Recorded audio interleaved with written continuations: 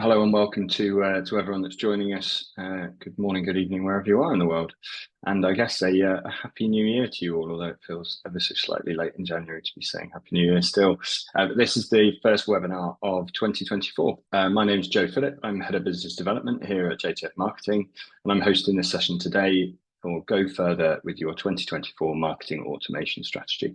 At JTF Marketing, we're in a really interesting position as we get to observe the behavior, trends, and strategies of organizations around the world and connect with tens of thousands of Marketo engaged users. So really today's session is all about kind of bringing that together, bringing those insights together, along with some special guests that we have joining us today, representing across the consultancy piece from a JTF Marketing perspective, the vendor being represented here specifically as Adobe, and also one of our valued customers in New Street Consulting Group.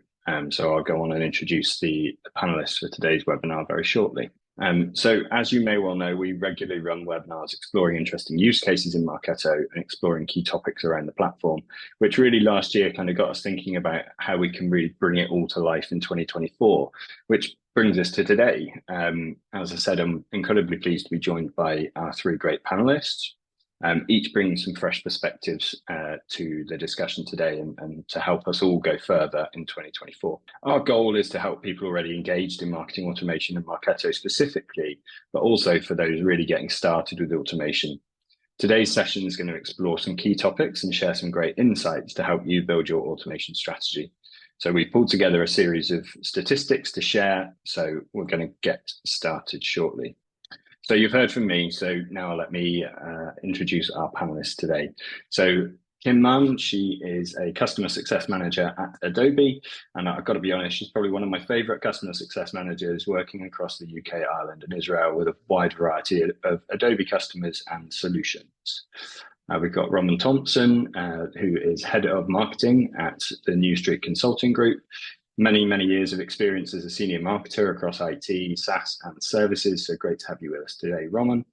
And James, who probably needs slightly less of an introduction, but the CEO here at JTF Marketing, and many of you who've joined our webinars previously will have seen his face. So great to have you all with us today, and thanks in advance for all of the great insights that I know you're all going to share with us. Let's dive straight in. So towards the end of 2023, as many of you will probably know, we launched a Marketo user survey, and we're sharing some of the key insights here. We're focused initially on the challenges that users are facing and tackling in 2024. So Kim, I just want to come to you first, if you don't mind, just as you go for a drink of water, of course, just to see, what you can see on screen here. So nurture programs, predictive content being key areas of focus. Is that aligning to what you're hearing from your Marketo accounts? Absolutely, it does. I'd probably start by picking up on the predictive content one there. So this is something that has been coming up more and more towards the back end of last year. So with personalization kind of being a high priority within most marketing teams, predictive content has come to the forefront. So for those that haven't used predictive content before, it allows you to personalize and optimize your content based on behavior and preferences and things like that. So it allows you to create and tailor your messaging to really resonate with your audience. So I would say that's definitely a top focus.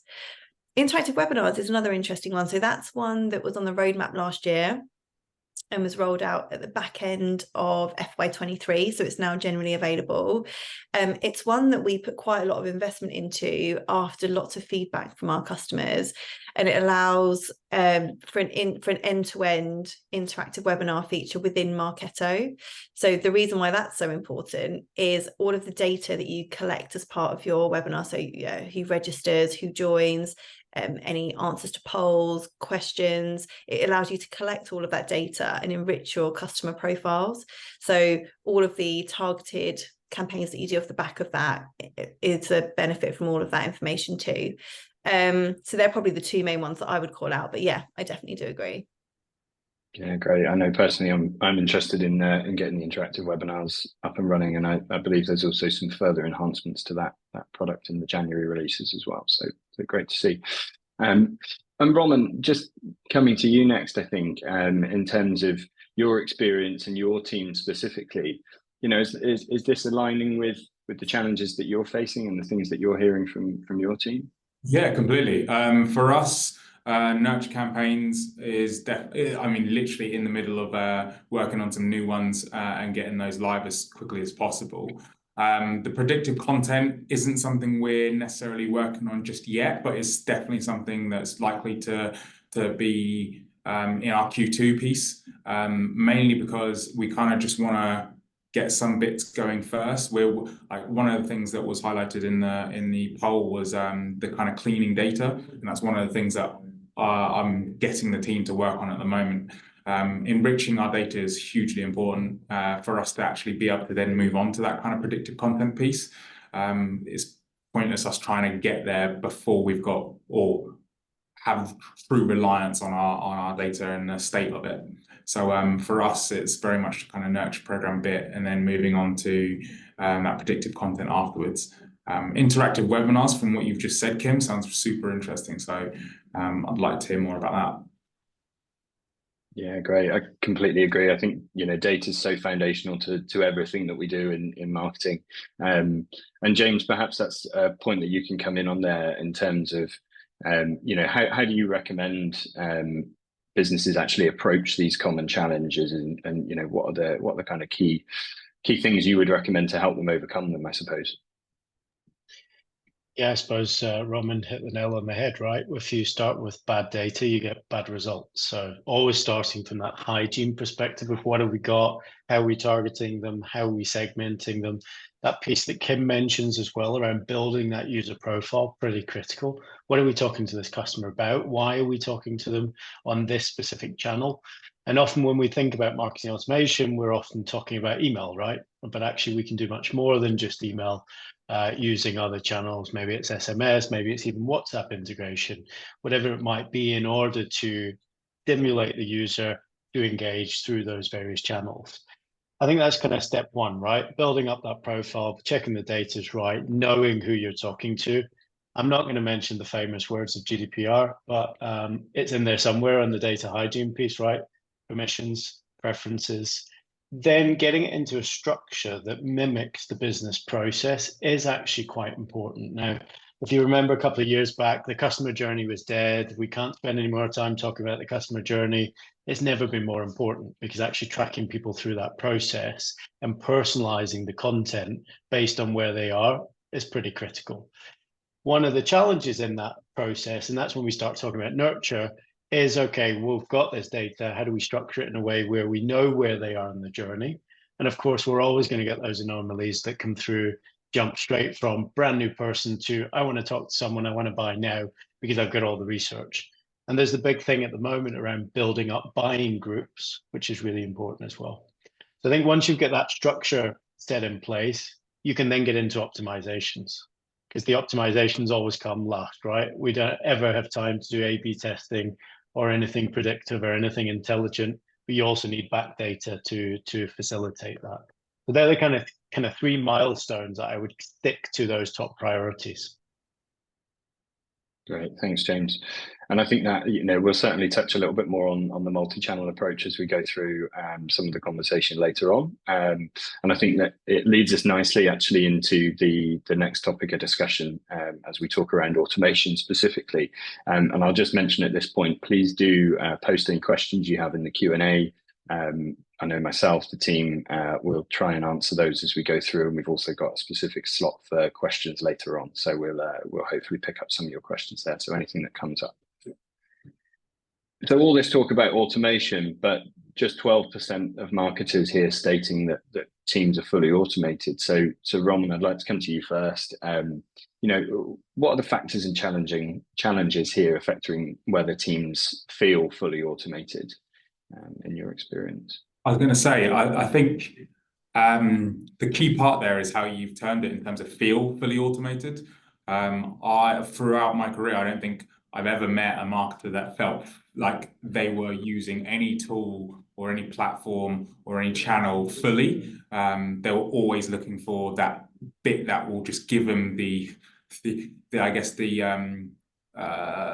utopian view of their customer or who they're targeting.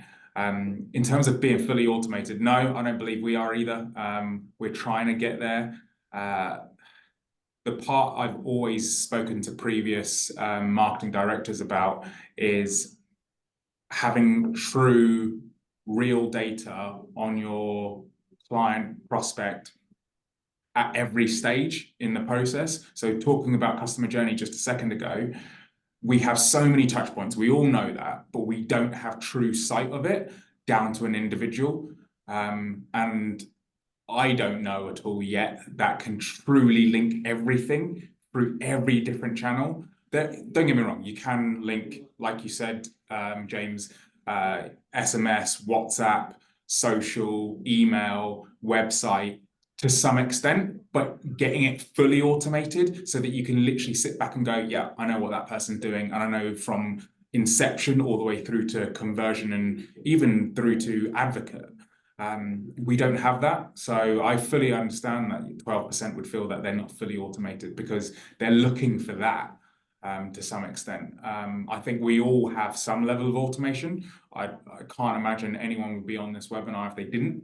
But it's looking for how they get to that next step. So if they've got their full marketing, email marketing automation working and flowing, how do they incorporate their social media into that? If they've got both of those singing, how do they make sure that their website's working? So they know when someone's read an email, gone to their website, shared it on social, liked something, how do they know what level of engagement they're getting? And then the ultimate question, how do they convert them afterwards, right?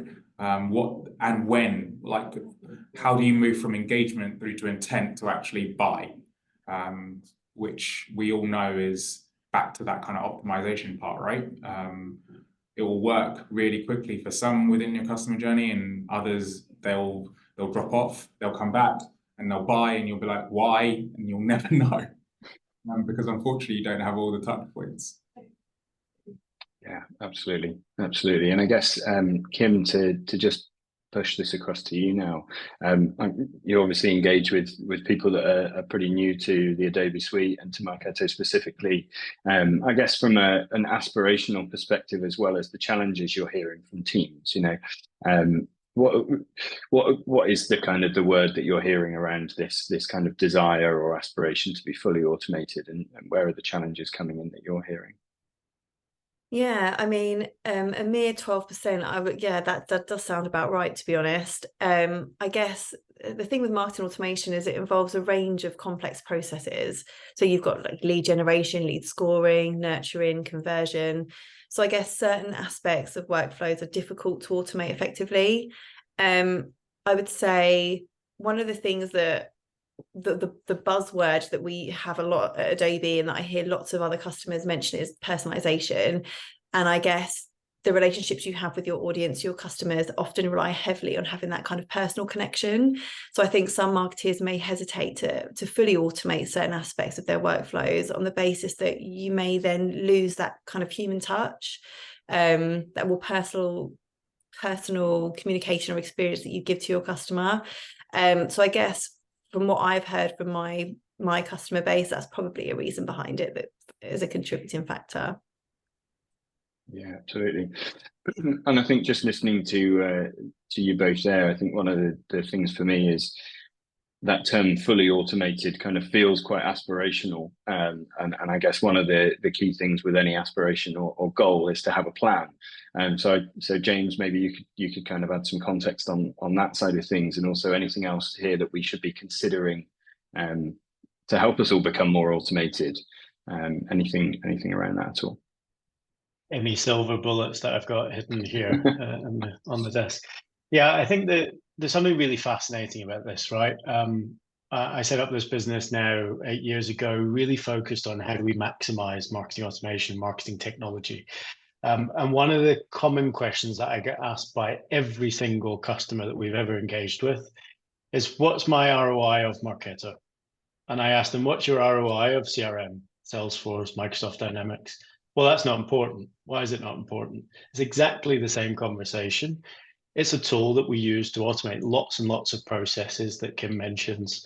And it's really tough for us to pinpoint something specific. And we've kind of gone off in different paths of, well, it's all about lead generation, or it's all about attribution, or it's all about time savings. It's actually about all of those things combined. So it's actually impossible to measure in a very simplified way. When we think about a marketer's job and fully automating that end-to-end cycle, there's a few bits where automation is critical, right? So from workload management, prioritization, we can talk about Workfront in terms of how that helps manage the workload and priorities.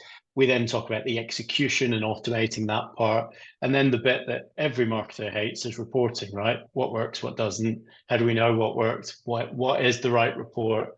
That's, I suppose, when we look at it in those three segments, they're the pieces to automate. As Kim rightly mentions, the bit in between, the kind of pivoting, the thinking, the being more strategic than just firing out a campaign is the bit where the marketers really should be spending their time.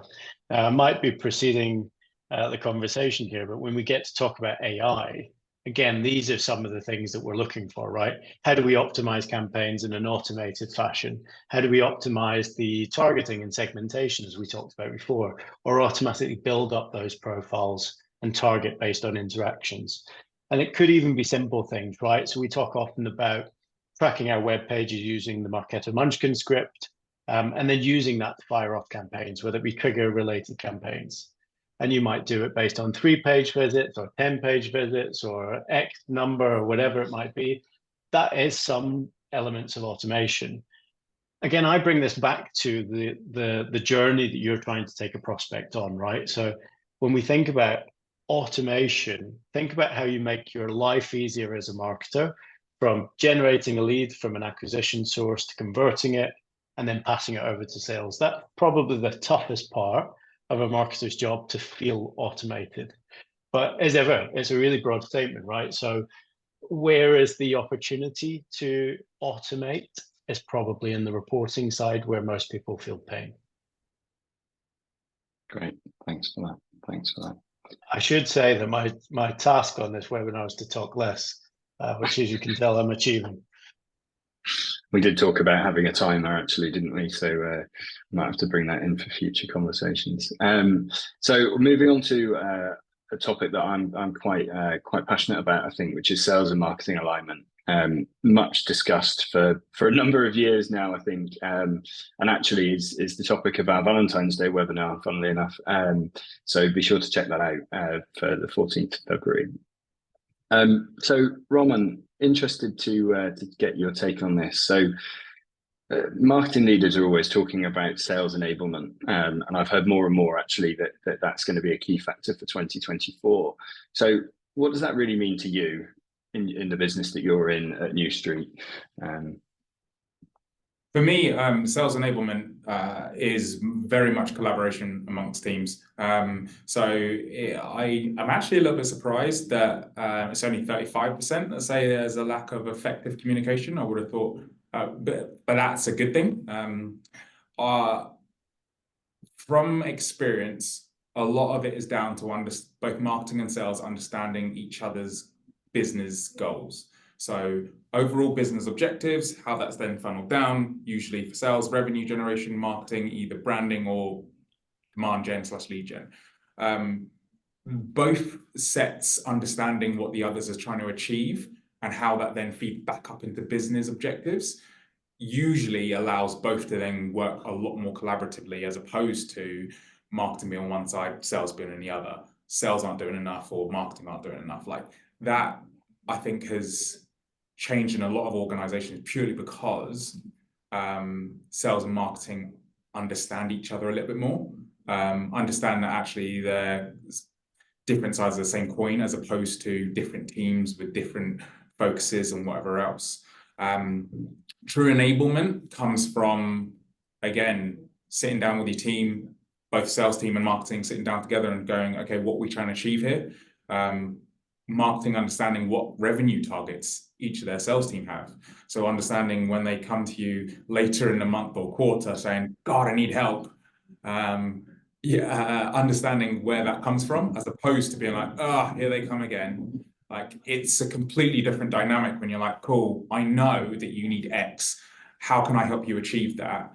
What templates have we got in place already? What collateral have we got already? What needs updating? Like thinking ahead of the game and explaining if you're a marketer, explaining to sales, saying, this is why I'm doing it, to make sure we're in a position that we're delivering leads or delivering on branding or delivering collateral that you'll need for pitches ahead of time.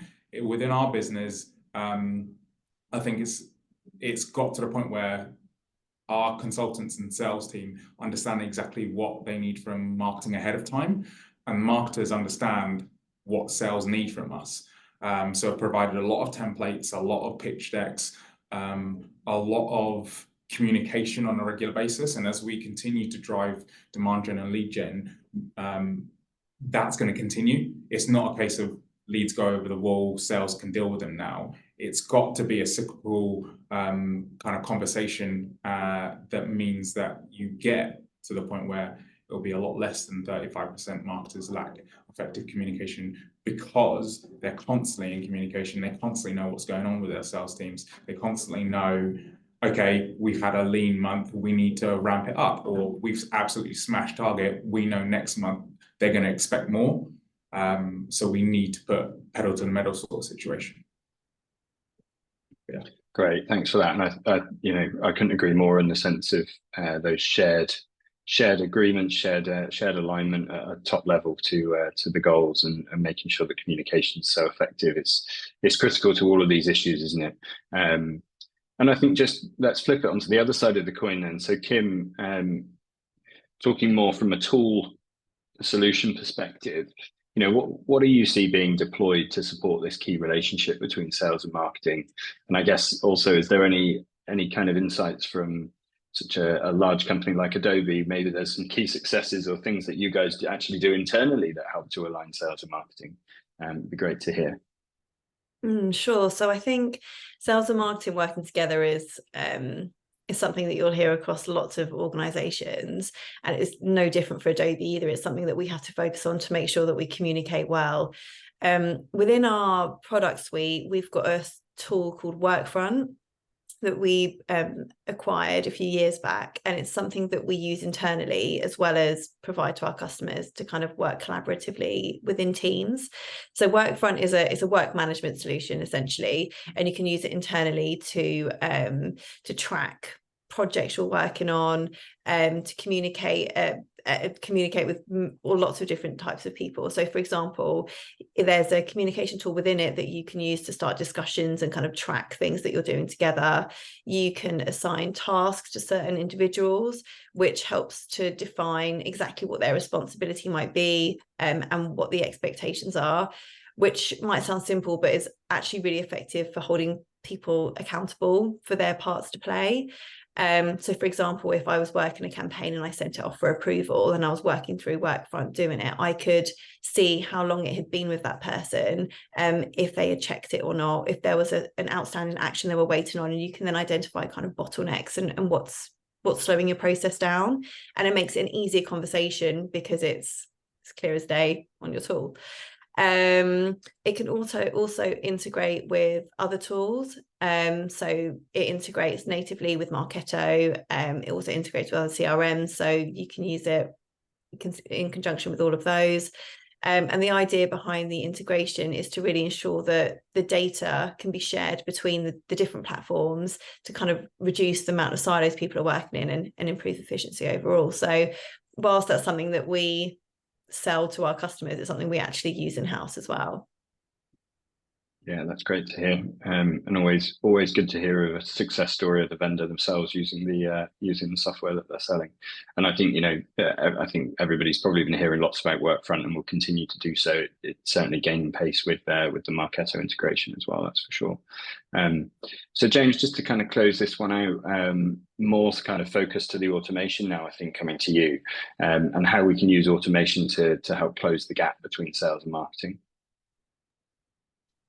Yeah, so this is the never-ending story of love-hate relationship, right? And I think Roman hit the nail on the head. The only one thing that you can do to solve this challenge is target the teams on the exact same number. So as a good example, JTF Marketing's sales and marketing team are targeted by revenue.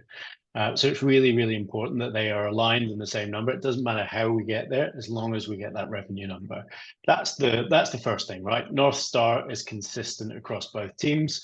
which historically has been a challenge because marketing, we've got away for a long, long time of not talking about revenue, not talking about contribution. We argued our place at the table saying, we want to be at the table, let us be at the table, we'll tell you what we're delivering. Oh, wait, we don't have the right data. So I think it's really important, again, coming back to that data conversation, that we've got the right reports to come to the table with and present our side of the story. I think then when we look at what tools we have out of the box available in Marketo, of course, you get sales alerts and interesting moments that you can use, flag up key points to the customer journey.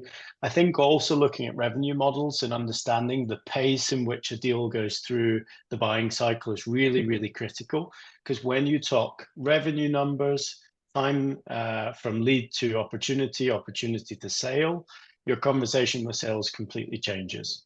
Because what you're actually saying is, salesperson, I can help you hit your target, but you're going to need to invest in me for the next 30, 60, 90 days. And they typically change their conversation with you very quickly. Of course, we've got Marketo Sales Insights as well as Sales Connect, which are other tools available as part of the Marketo suite, which again will just give you email capabilities, campaign in a box, all that kind of stuff that you can use in order to trigger out some basic communications and track the engagement. Really, really useful tools. Of course, you can have some workarounds on those as well if the tool doesn't work for you, you don't have a native CRM. There's lots of ways in which you can optimize that sales and marketing alignment. I have seen one random case recently where marketing were passing every single lead to sales, almost on a silver platter, saying, here's the leads, here's all the things they've ever done in the last 10 years, and here's the next piece of the content that should go to that individual. And it baffled my brain because I thought, hang on, we should be helping sales, but we don't have to spoon feed them. So again, I think there's extremes of that story, right? We just need to find a happy balance that is scalable for everybody. Yeah, absolutely. Absolutely. So thanks for that. It certainly sounds like there's some actions we can all take away there for this year to support the whole sales and marketing alignment piece. So we touched on this a little bit earlier, I think, James, in one of your early responses around omnichannel or multi-channel marketing campaigns. So let's kind of dig into that a little bit. Roman, in terms of the channels that you're using, I guess initially, what are they? But also, how do you effectively measure them? Because I think the measurement here is one of the key aspects that we need to be considering, right? Oh, completely. James touched on it earlier, and I think every marketer will agree that if you can't measure it, then it's kind of pointless to you to some extent. Yeah, you can appreciate that there will be brand awareness and that there will be a touch point with it in mass marketing. However, you can't genuinely effectively have ROI off the back of it. So for us, a lot of the channels that we use will be your normal own channels in terms of email, website, social. We do a little bit of PPC as well. But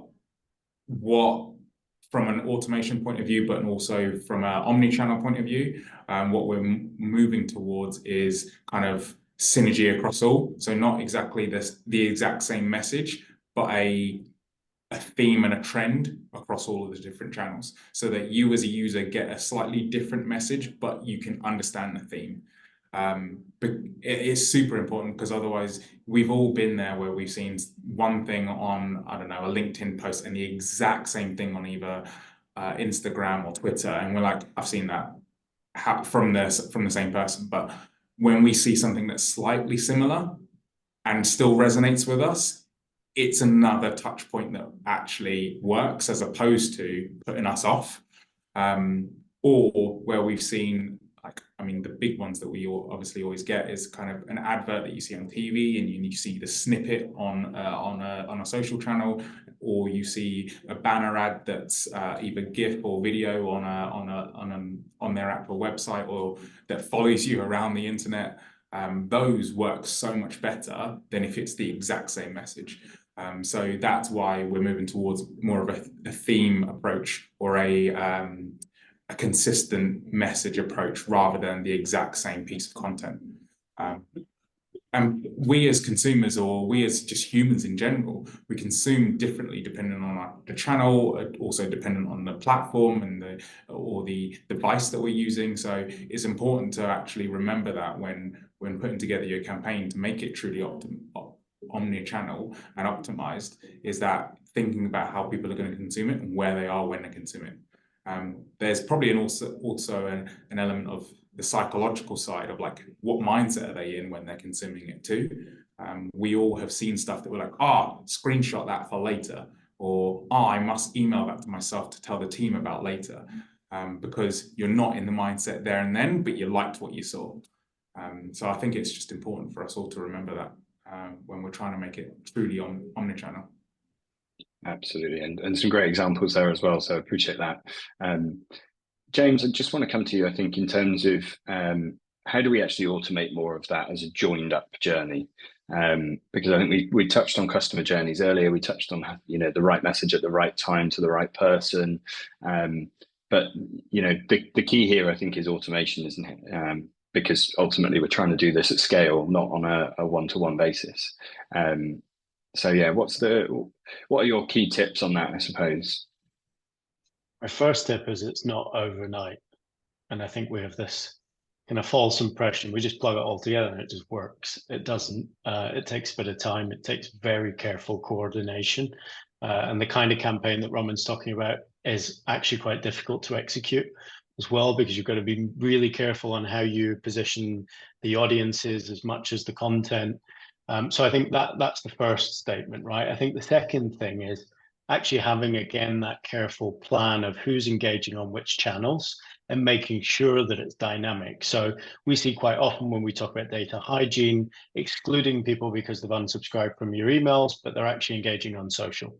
You'll only know they're engaging on social within marketing automation platforms like Marketo if you're using something like Octopost, which will bring in all the intelligence from the social channels into Marketo activities and history. That will then give you the ability to target correctly. What it might also help you do is focus on which channels work, right? So again, that piece of measuring. I think we've had for many years this approach to we should be on every social channel, we should be on email, we should also be doing ads, we should also be doing, but actually if it doesn't work and it doesn't drive a return, stop doing it, save yourself some money, focus the effort in the area that is working. And that comes back to reporting, right? So I think going back to those milestones, I always see getting that backbone of automation in place, which for me personally is the revenue model in Marketo, allows you to see the database flowing through that customer journey. And it might keep sloshing around from side to side, but eventually it will get to that customer pot at the end. By joining that up, it gives you then clear segments to go after, but it will also allow you to then tie in those integrated channels as well, using native free functionality in Marketo like AdBridge. Thanks, James. And I think just quickly to come to you, Kim, from that piece around, knowing what works and how to identify, what's working, which channels are working, which channels are actually bringing successes. From an attribution perspective, what are you seeing and hearing from Adobe in terms of attribution and how we can understand that better? Sure. So I guess the multi-channel campaign involves a collaboration of different tools and platforms, I would say. So for example, you could use Workfront for the project coordination side. You could use Marketo for delivering the campaign elements part. And then you could use Marketo Measure for the attribution modeling side.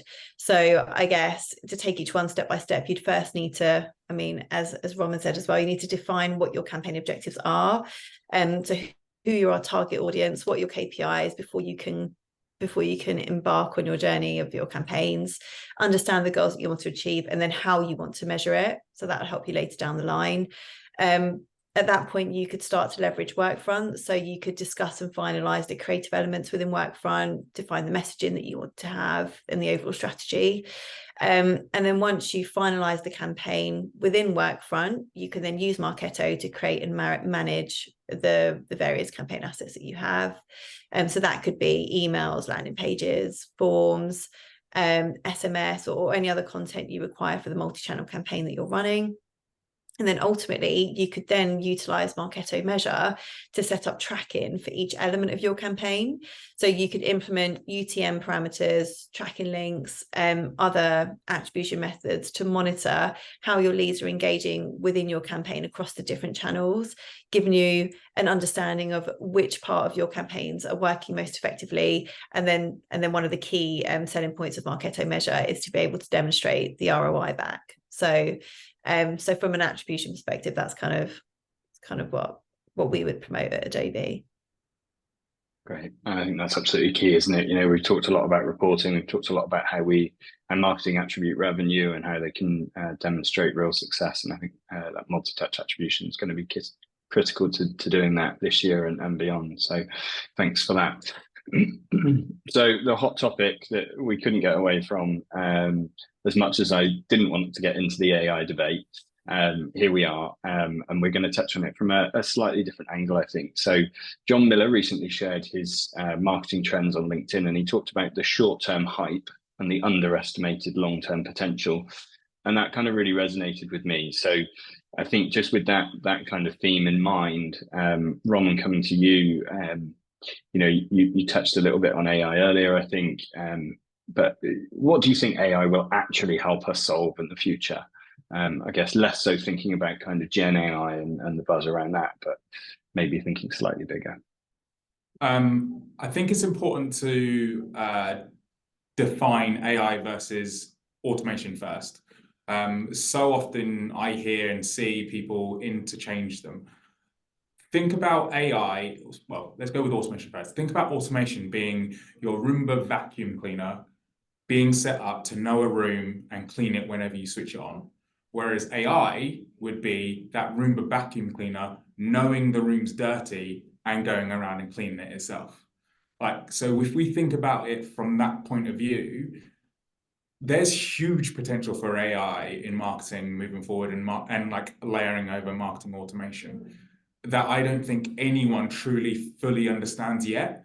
I think that quote in terms of we overestimate it in the short term and underestimate it in the long term is 100% correct. We do that with so many things. Augmented reality, when it first came out, was like, oh my God, amazing. And then Pokemon Go later on went, no, this is amazing. Just some examples of technology being used properly blows up. And I think we're in a situation, especially as B2B marketers, where we are not even scratching the surface in the slightest way in terms of how we can use AI. I think the idea that we're going to use AI to change content teams or remove content teams and just push out loads of brilliant pieces to our audience that's going to convert them really quickly is kind of nonsense. In the interim, in the immediacy, because we don't know what it will actually produce and what that will look like.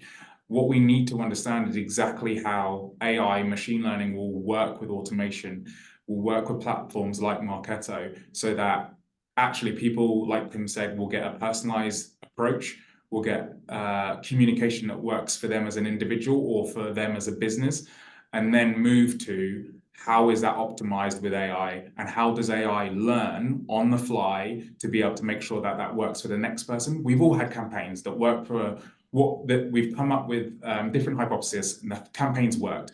Next time we've tried to replicate that and it's not worked. And we're like, why? Everything was the same. The only variable was a slightly different audience member. But AI being able to actually go based on previous experience and based on all the other parameters and how long it took someone within the customer journey, this is the things we need to tweak. That's where the real game changer is going to be. And I don't believe that's going to actually put anyone out of a job or anything like that. We'll just have to upskill and change our skills as marketers. Us as marketers have been very, very adaptive throughout our careers, and we will continue to adapt. AI will just become another tool and a different piece of our arsenal. It won't replace us in any sort of way, because ultimately you'll still need someone to inform the AI before switching it on. So yeah, that's kind of I went on a bit of an AI rant there, sorry. No, absolutely. I completely agree with the sentiment of the last piece, I think, and also certainly need to look into an AI vacuum cleaner. That would probably be fairly life-changing. I really like the concept, I think, and you touched on it there, Roman, of technology as a teammate, not as a tool. So James, what's your take on that? Is that really what AI can do for us? Do you see this as the teammate of the future rather than the tool of the now? So the number one challenge for AI is actually training, right?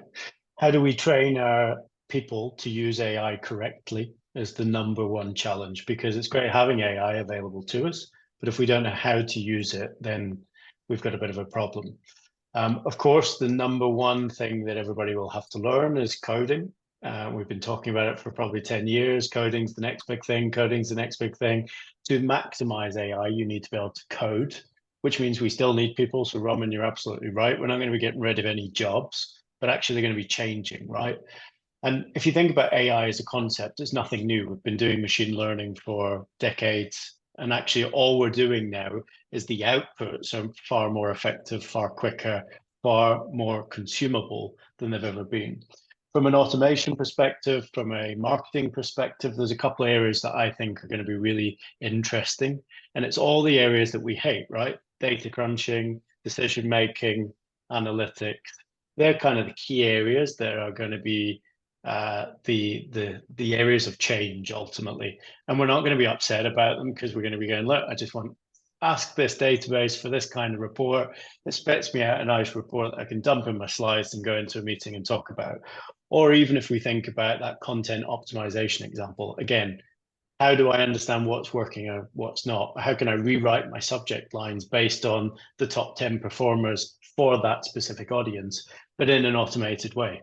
There's lots of possibilities. And I think, we could probably have a full webinar on AI possibilities for marketing automation and marketing without even scratching the surface. I just want to come to each of the panelists now and just ask very, very short and succinct, if I can, James, please. But your key takeaways, if you had one message that you wanted to leave with the audience, what would it be? So Kim, I'll come to you first. Key takeaway for me for FY24 would be focus on data and insights. James? Dare I say it, AI. Learn how we maximize it in a structure that's going to be sensible and thick in our compliance models, which is also going to be a bit of a challenge. And Roman? For me, it'd be a piece on the sales and marketing alignment. Align the goals like James highlighted, then align how they work on a regular basis as opposed to just that one-off kickoff meeting at the start of the year. Think about how you want it to work on an automated basis, but also personal basis. That's great. And just for me to say thank you to our wonderful panelists and thanks to you, the audience, for joining us live or on demand, wherever you are and whenever this goes out. And for those of you that did join us live, thanks for being so interactive and sharing your thoughts and comments. It's been a pleasure talking to you all today. And this has been Go Further with your 2024 marketing automation strategy.